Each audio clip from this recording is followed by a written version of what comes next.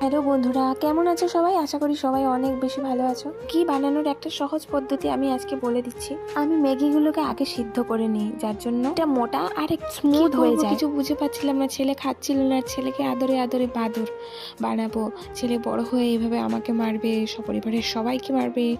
এই যে কথাগুলো আমার পরিবারের থেকে হয়তো আমি শুনতে পাই না, কিন্তু কিছু কিছু লোকের পরিবারের কথাও কানে আসে।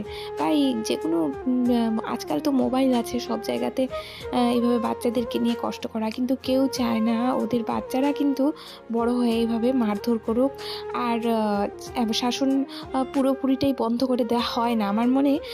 যে এইভাবে একটা দুঃখ লেগেছে এই কথাগুলো শুনে। তো আমি আমার ছেলেকে শাসনও করি যেভাবে, ওকে আমি আবার বকাও দিই। কিন্তু আমার ছেলেটা হচ্ছে কিছু বোঝে না, ওর একটা সমস্যা আছে, সেটা হচ্ছে অটিজম। তো তোমরা অনেকে হয়তো জানো না অটিজম কি। অটিজমের বাচ্চারা এইভাবে কিন্তু একটু হাইপার অ্যাক্টিভিটি হয়ে থাকে, যার জন্য ওটা খেতে যাবে না, ওটা খেতে যাবে না।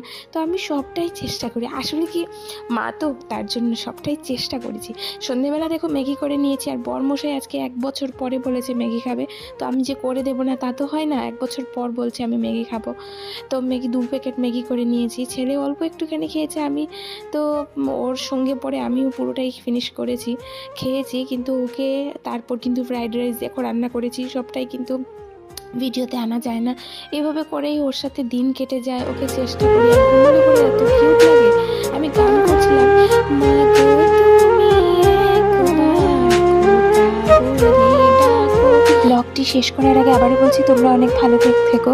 ভালো লাগলে একটি লাইক করে দিও।